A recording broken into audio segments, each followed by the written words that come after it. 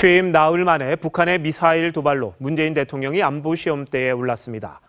문 대통령이 향후 어떻게 대응할지, 그리고 문샤인으로 불려온 대북 정책 기조가 이어질지 정치부 김남성 기자와 함께 이야기 나눠보겠습니다. 네, 어서 오세요. 네. 자, 북한이 미사일을 발사했습니다. 그렇다면 여기에 대해서 문재인 대통령이 한국형 미사일 방어 체계, 이걸 조속히 빨리 해라, 이렇게 이야기를 했는데, 그렇다면 이게 사드의 배치 필요성, 이걸 인정했다고 봐도 되는 겁니까? 네, 사드나 KMD는 똑같은 미사일 요격 시스템입니다. 네. 네, 다소 차이점은 요격 고도인데요. KMD가 20km하고 그리고 40에서 60km 이 두 가지가 있고요. 네. 다만 이제 사드는 요격 고도가 40에서 150km로 네. 상층부입니다. 예. 그러니까 즉 사드를 배치하면은 KMD와 같이 다층 중첩 방어망을 형성할 수 있습니다. 예. 따라서 KMD 가속화가 봐도 사드 배치를 의미하는 건 아니지만 네. 아주 관계가 없는 것도 아닙니다. 청와대 윤영찬 국민소통수석이 뭐 사드하고 KMD를 직접 연결시키는 무리가 있다 이렇게 말을 했지만 예. KMD 핵심 미사일은 청궁 그리고 장거리 요격 미사일이 각각 내년하고 2023년에 배치가 됩니다. 예. 더구나 60km 이상 고고도에서는 KMD는 방어가 불가능합니다. 따라서 네. 우리가 사드를 지금 현재 북한이 당장 공격을 해온다면은 예. 사드 말고는 또 방어할 수단이 없는 겁니다. 따라서 우리 정부도 사드의 효용성에는 지금 주목할 수밖에 없기 때문에 이런 얘기가 나오고 있습니다. 자, 어쨌든 간에 문재인 대통령은 북한과의 대화 가능성을 좀 열어뒀던 게 사실이죠. 그런데 북한이 이렇게 취임 나흘 만에 이렇게 도발을 했으니까 좀 입장이 좀 곤란해진 거 아닌가 싶은 생각이 드는데 어떻습니까? 예, 맞습니다. 그런 측면이 있습니다. 그래서 어저께 청와대 NSC 회의 결과 네. 거기 잘 나타나는데요. 한번 들어보시겠습니다. 북한의 무모한 도발에 대한 깊은 유감을 표하며 동시에 엄중히 경고한다.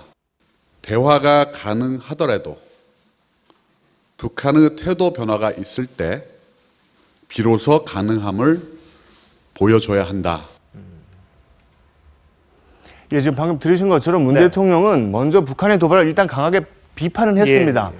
그래서 대화를 얘기하면서도 네. 북한의 태도 변화를 전제 조건으로 내세웠는데요. 예. 사실 문 대통령이 대선 때 평양에 갈 수도 있고 김정은을 만날 수도 있다 이렇게 얘기했습니다. 네. 하지만 지금처럼 북한이 미사일이고 뭐 핵 관련해 가지고 도발을 한다면은 대화는 사실 어려운 상황입니다. 네. 만약에 북한의 태도가 안 바뀌었는데 네. 만약에 우리 문재인 정부가 대화에 나선다면은 예. 당연히 우리 보수층이 반발할 거고요. 네. 그리고 미국과 국제사회 공조도 당연히 깨지게 됩니다. 네. 그렇다고 해서 북한이 문재인 대통령 대화론자니까 우리가 핵미사일 접겠습니다. 이렇게 할 북한도 아니거든요. 그렇죠. 따라서 대화론자인 문재인 대통령의 입지가 굉장히 어려워진 겁니다. 자, 그렇다면 문재인 정부의 대북 정책 기조 어떻게 바뀝니까? 어떻습니까?